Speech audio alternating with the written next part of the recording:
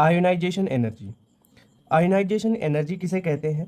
Minimum required energy to remove most loosely bounded electron from gaseous isolated atom. इसमें ध्यान क्या रखना है, जो आपने एटम लिया है वो गैसियस फेज में होना चाहिए, आइसोलेटेड एटम होना चाहिए, ठीक है।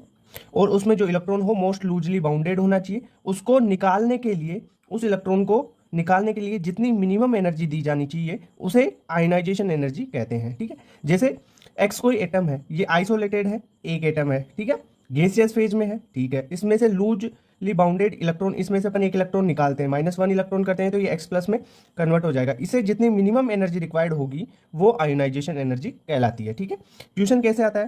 पहला टाइप का क्वेश्चन होता है सक्सेसिव आयोनाइजेशन एनर्जी, यानी लगातार आप किसी में से एक एक इलेक्ट्रॉन निकाल रहे हो, किसी एक स्पीसीज में से ही, तो उससे सक्सेसिव आयोनाइजेशन एनर्जी बनती है। कैसे? जैसे एम कोई मेटल है, ठीक है, एम गैसियस फेज में है, आइसोलेटेड एटम है, इससे एक इलेक्ट्रॉन निकाला, IE1 होगी इसकी, ठीक है, ये एम प्लस में कन्वर्ट हो गया। अब इस एम प्लस को, एम प्लस से फिर एक इलेक्ट्रॉन निकाल देंगे तो ये IE2 हो जाएगी और ये M+2 में कन्वर्ट हो गया। अब M+2 से एक इलेक्ट्रॉन और निकाल दो तो फिर कितनी एनर्जी? IE3 एनर्जी दी, ठीक है, आयोनाइजेशन एनर्जी 3, तो M3+ बन गया। तो ये अपन बोल सकते हैं कि IE1, IE2, IE3 एक सक्सेसिव मैनर बन गया ना इसमें, ये इसके बाद में ये, इसके बाद में ये, तो इसमें ये सक्सेसिव आयोनाइजेशन एनर्जीज है।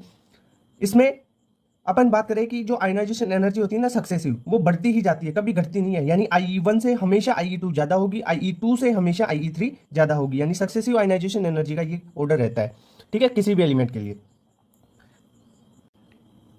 Factor affecting ionization energy. पहला फैक्टर है साइज की बात करते हैं।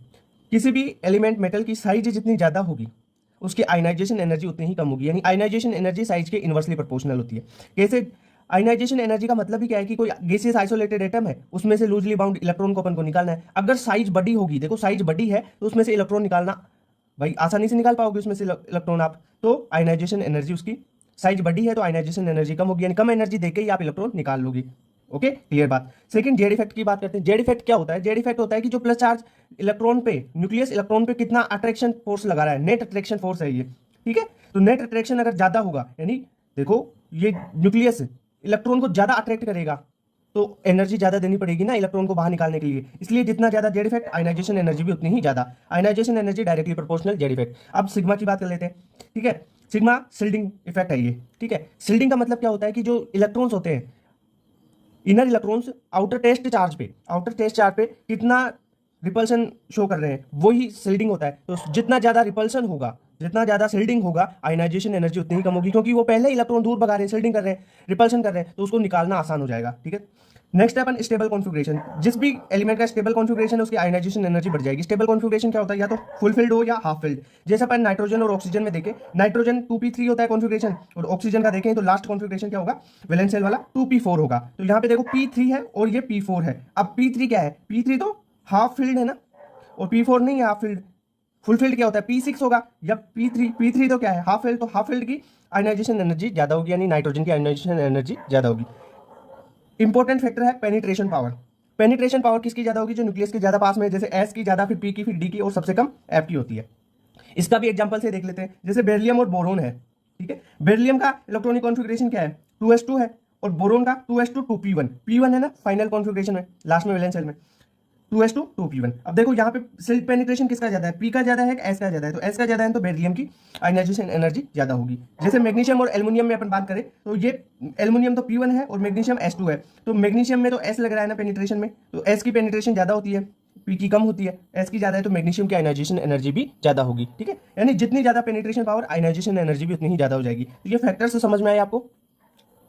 आयनाइजेशन एनर्जी का इंपॉर्टेंट ऑर्डर है और ये ऑर्डर याद रखना क्योंकि एग्जाम में हर बार आता है, ठीक है।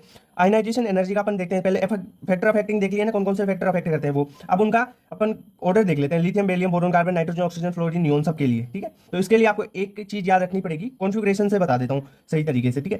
देखो NS1 से ज्यादा NP1 होगा और NP1 से ज्यादा NS2 होगा। देखो NP1 और NS2 में क्या फैक्टर लग रहा है? पेनिट्रेशन पावर का, क्योंकि S की पेनिट्रेशन पावर ज्यादा तो इसकी आयोनाइजेशन एनर्जी ज्यादा, ठीक है। फिर NP2, फिर NP4 और NP3 का देख लो। NP3 ज्यादा हो गया आयोनाइजेशन एनर्जी, क्यों? क्योंकि NP3 हाफ फील्ड है पहले बता चुका ये चीज। तो हाफ फील्ड की आयनाइजेशन एनर्जी ज्यादा होगी क्योंकि स्टेबल कॉन्फिगरेशन हो गया, इलेक्ट्रॉन निकालने के लिए अपने को एनर्जी ज्यादा देनी पड़ेगी Np3 में, ठीक है। फिर Np5 Np6, ये ऑर्डर याद रह जाएगा। इससे अब आप सारे क्वेश्चन कर पाओगे। जैसे lithium, barium, boron, carbon, nitrogen, oxygen, fluorine, neon के लिए लिखो इलेक्ट्रॉनिक कॉन्फिगरेशन, लिख लो इसका। लिथियम का 2s1, बेरिलियम का 2s2, बोरोन का 2p1, कार्बन का 2p2 और नाइट्रोजन का 2p3, ऑक्सीजन का 2p4, फ्लोरीन का 2p5 और नियोन का 2p6। अब यहाँ से NS1 NP1 से इस हिसाब से लगा लो, देख लो इसको। लिथियम से ज्यादा बेरिलियम की, ठीक है। बेरिलियम और बोरोन में देख लो, इसका 2s2 है बेरिलियम का और बोरोन का 2p1 है, तो किसकी ज्यादा होगी? बेरिलियम की ज्यादा होगी। क्यों? क्योंकि यहाँ पे 2s2 है, पेनिट्रेशन पावर लग गया, ठीक है। तो यहाँ पे चेंज ओनली इन दो में आएगा। कौन कौन से में आएगा चेंज? या तो बेरिलियम बोरोन वाले में आएगा या नाइट्रोजन ऑक्सीजन वाले में, वरना सबकी इंक्रीजिंग होगी, ठीक है।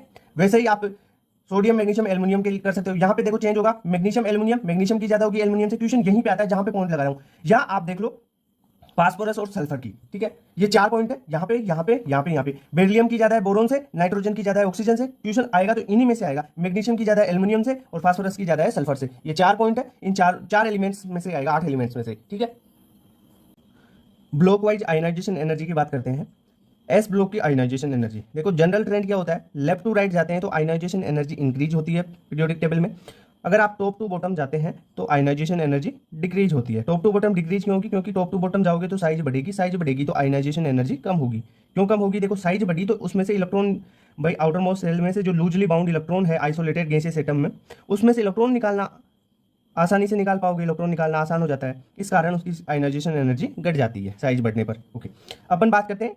देखो एस ब्लॉक में एल्कली मेटल और एल्कलाइन अर्थ मेटल आती है, जैसे lithium, sodium, potassium, rubidium, caesium. नीचे जाने पर साइज बढ़ेगी तो आयनाइजेशन एनर्जी घटेगी, यानी सबसे ज्यादा लिथियम की और सबसे कम सीजियम की। वैसे एल्कली अर्थ मेटल की बात करें तो बेरिलियम की ज्यादा और, ठीक है, स्ट्रोंशियम, कैल्शियम। वैसे जैसे जैसे आप मैग्नीशियम, कैल्शियम, स्ट्रोंशियम जैसे जैसे नीचे जाते जाते हो वैसे वैसे कम होती जाती है, ठीक है।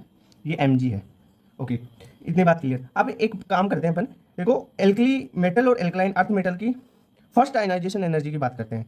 तो लेफ्ट टू राइट जाओगे तो आयनाइजेशन एनर्जी बढ़ती है, यानी देखो पहले इसका इलेक्ट्रॉनिक कॉन्फिगरेशन क्या होता है, NS1 और एल्कली अर्थ मेटल का होता है NS2, ठीक है। लिथियम से ज्यादा बेरिलियम क्योंकि लेफ्ट टू राइट जाते हो तो आयनाइजेशन एनर्जी बढ़ती है, ठीक है। आयनाइजेशन एनर्जी फर्स्ट की बात कर रहे हैं। पर अगर आयनाइजेशन एनर्जी सेकंड की बात करें, यानी लगातार 2 इलेक्ट्रॉन निकाले, यानी एक इलेक्ट्रॉन निकाल दिया फिर एक और इलेक्ट्रॉन निकालना है, तब एल्कलाइन मेटल है ना, एल्कली मेटल, उनकी आयनाइजेशन एनर्जी बढ़ जाती है, ठीक है। क्यों बढ़ती है? क्योंकि देखो पहले तो एल्कली मेटल NS1 था, एल्कलाइन अर्थ मेटल NS2 था। तो यहाँ पे फुल कॉन्फिगरेशन है तो एल्कली अर्थ मेटल या लेफ्ट टू राइट वाला देख लो, आयनाइजेशन एनर्जी बढ़ेगी, ठीक है। सेकंड, अब इसमें बात करते हैं आयनाइजेशन एनर्जी सेकंड की। तो सेकंड में ये तो हो जाएगा, एक इलेक्ट्रॉन तो निकल चुका, ये NS1। अब NS1 निकल चुका तो इसमें P6 हो गया, इसका फाइनल कॉन्फिगरेशन P6 हो गया ना, क्योंकि 1 तो निकल गए और यहां से 1 निकला तो ये NS1 रह गया। अब देखो P6 और ये S1, अब P6 फुल फील्ड कॉन्फिगरेशन है तो एल्कली मेटल की आयनाइजेशन एनर्जी ज्यादा हो जाती है। देखो क्वेश्चन यहां से आएगा, इस बॉक्स से, बॉक्स से याद कर लेना। ये चीजें तो जनरल है पर इसमें देखो यहाँ पे NCERT में नोट करके भी दे रखी है ये चीज। Okay, clear. Ionization energy of P block. P block की आयनाइजेशन एनर्जी में देखो 15th group, 16th group, 17th group और 18th ग्रुप में टॉप टू बॉटम जाओगे आयनाइजेशन एनर्जी घटेगी, ठीक है। इनमें बिल्कुल जनरल ट्रेंड चलता है। एक्सेप्शन किस में आता है? जो आपका बोरोन फैमिली है और कार्बन फैमिली, ठीक है। बोरोन फैमिली में ट्रांजिशन कॉन्ट्रैक्शन और लेंथेनॉइड कॉन्ट्रैक्शन दोनों के कारण आता है, और जो कार्बन फैमिली है यहाँ पे ओनली लेंथेनॉइड कॉन्ट्रैक्शन के कारण चेंज आता है। अब क्या चेंज आता है, कैसे आता है? देखो टॉप टू बॉटम जाते हैं यानी साइज बढ़ेगी तो आयनाइजेशन एनर्जी जनरली घटती है, ठीक है। पर यहाँ पर देखो बोरोन के बाद में एल्युमिनियम, ठीक है, ये तो घटी। पर एल्युमिनियम से गैलियम पर गई आप, तब आयनाइजेशन एनर्जी बढ़ गई। और आयनाइजेशन एनर्जी यहाँ पे क्यों बढ़ी? क्योंकि यहाँ पर देखो ट्रांजिशन कॉन्ट्रैक्शन हो गया, 3D के 10 इलेक्ट्रॉन्स आ जाते हैं, इस कारण यहाँ पे क्या हो गया, आयनाइजेशन एनर्जी गैलियम की ज्यादा हो गई, इससे एल्युमिनियम से, ठीक है। अब गैलियम की और इंडियम की देखें तो गैलियम की ज्यादा है। फिर इंडियम और थेलियम की देखें तो इंडियम और थेलियम में थेलियम की ज्यादा हो गई। क्यों? क्योंकि यहाँ पे लेंथेनॉइड कॉन्ट्रैक्शन हो जाता है। ट्रांजिशन कॉन्ट्रैक्शन और लेंथेनॉइड कॉन्ट्रैक्शन दोनों के बारे में डिटेल में बता रखा है मैंने पहले, ठीक है। तो अब ये एक्सपेक्ट मत करना कि अब दोबारा भी हर बार 2-3 बार इनका रिवीजन करवा चुका, अब फिर नहीं बताऊंगा, ठीक है। इनका ऑर्डर कैसे याद रखोगे, ये ऑर्डर कैसे याद रखोगे, सबसे ज्यादा बोरोन की, फिर थेलियम की, फिर गैलियम की, एल्यूमिनियम और फिर इंडियम की, ठीक है, क्लियर। अब यहाँ पे देखो कार्बन फैमिली में वही ऊपर से नीचे जाओगे तो आयनाइजेशन एनर्जी घटेगी। कार्बन, सिलिकॉन, जर्मेनियम, फिर टिन आ गया, टिन और लेड में देखो लेड की ज्यादा हो जाती है। बस यहाँ पर एक ही चेंज आएगा, टिन और लेड में लेड की ज्यादा हो गई, ये लेंथेनॉइड कॉन्ट्रैक्शन के कारण हो रहा है, लेड की ज्यादा हो गई। तो यहाँ पे इसका ऑर्डर क्या हो जाएगा, कार्बन की ज्यादा, फिर सिलिकॉन, फिर जर्मेनियम, फिर लेड और उसके बाद में टिन आ गया। ओके, क्लियर बात। तो ये ionization energy of P block clear होगी आपकी। डी ब्लॉक की आयनाइजेशन एनर्जी की बात करते हैं। सबसे पहले ग्रुप्स में कर लेते हैं, फिर पीरियड्स में बात कर लेंगे। तो एक चीज देखो, जो थर्ड ग्रुप होता है ना, उसमें 3D की ज़्यादा, 4D की उससे कम और 5D की सबसे कम होती है आयनाइजेशन एनर्जी। यानी अपन बात कर ले थर्ड ग्रुप में क्या था, स्कैंडियम, इट्रियम और लेंथेनम, तो स्कैंडियम की सबसे ज़्यादा, फिर इट्रियम की सबसे उससे कम और इट्रियम से कम लेंथेनम की, ये ऑर्डर चलेगा। पर देखो ये थर्ड ग्रुप में यही है। इसके बाद में 4, 5th, 6th और 10th ग्रुप आएंगे ना, उसमें 3D से ज़्यादा 4D की होगी, 4D से ज़्यादा 5D की होगी। क्लियर बात? ये भाई ये बहुत शानदार तरीके की ट्रिक है। 4, 5, 6, 7, 6 और 10th ग्रुप में 3D से ज़्यादा 4D, 4D से ज़्यादा 5D की देख लेना। अब पूरे एलिमेंट्स को आप इस तरीके से याद रख लेना, ठीक है। 7th, 8th, 9th, 11 और 12 ग्रुप में 4D की से ज़्यादा 3D की, 3D से ज़्यादा 5D की। यानी देखो एक बात सुनो, अगर थर्ड ग्रुप को छोड़ दिया जाए तो सबसे ज़्यादा देखो आयनाइजेशन एनर्जी 5D की होती है ना, दोनों में 5D की। यानी थर्ड ग्रुप को छोड़ने के बाद सबसे ज़्यादा आयनाइजेशन एनर्जी 5D की होती है। क्लियर बात? ओके। अब अपन पीरियड्स में बात कर लेते हैं। पीरियड में देखो ये ऑर्डर लिख रखा है मैंने, जरा फेंको कोपर नी मनते, ठीक है, क्रोमियम, वेनेडियम, स्कैंडियम, इस तरीके से आप इसको याद रख सकते हो। जरा फेंको नी मनते, क्रोमियम, वेनेडियम, स्कैंडियम, ठीक है। जिंक की सबसे ज्यादा, स्कैंडियम की सबसे कम, ये ऑर्डर याद रह जाएगा। अब देख लो यहाँ पे एक सबसे इंपॉर्टेंट क्वेश्चन बनता है, क्रोमियम और मैग्नीज में और कॉपर और जिंक में ionization energy first and ionization energy second.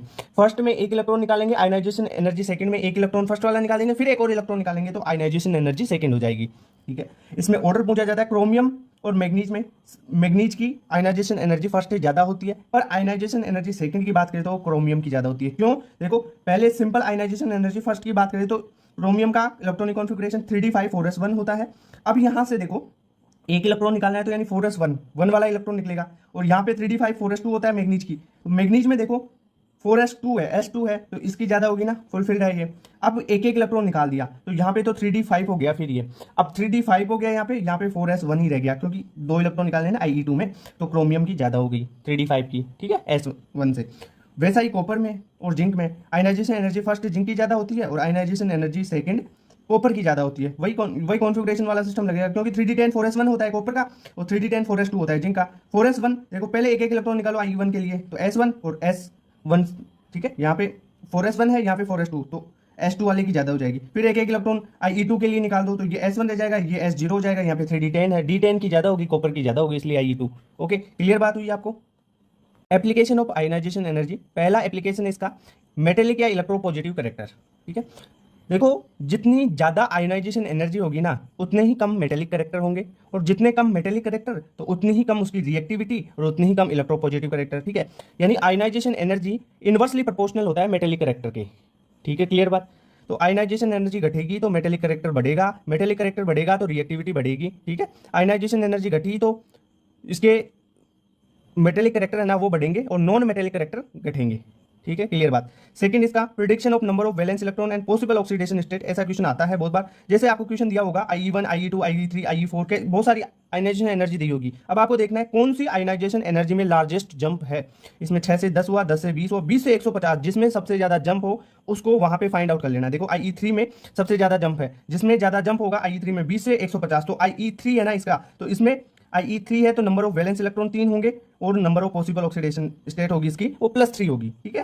तो पॉसिबल ऑक्सीडेशन स्टेट Ie3 यानी 3 में 20 में 150 हो रहा है, तो जंप ज्यादा है, जिसमें सबसे ज्यादा जंप वो उसके वैलेंस इलेक्ट्रॉन वहां पे काउंट कर लो, क्योंकि देखो जिसने ज्यादा वैलेंस इलेक्ट्रॉन वहां पे ही होंगे उसको आयनाइजेशन एनर्जी देने के लिए जितनी एनर्जी ज्यादा देनी पड़ रही है भाई, ठीक है। तो वैलेंस इलेक्ट्रॉन तो वही होंगे ना इसके, तो क्या हो गया, ये नंबर ऑफ वैलेंस इलेक्ट्रॉन 3 हो गए और पॉसिबल ऑक्सीडेशन स्टेट 3 हो गई, ठीक है। एग्जांपल से समझिए इसको। दूसरा एस ब्लॉक की स्टेबिलिटी को भी अपन कंपेयर कर सकते हैं, लोअर ऑक्सीडेशन स्टेट और हायर ऑक्सीडेशन स्टेट। कैसे सर? अगर आयनाइजेशन एनर्जी में चेंज 11 इलेक्ट्रॉन वोल्ट या उसके बराबर या उससे कम हो, ठीक है, तो हायर ऑक्सीडेशन स्टेट स्टेबल होगी। अगर आयनाइजेशन एनर्जी में चेंज 16 इलेक्ट्रॉन वोल्ट से ज्यादा या उसके बराबर हो तो लोअर ऑक्सीडेशन स्टेट स्टेबल होती है। Okay, 10 clear. Electron gain enthalpy,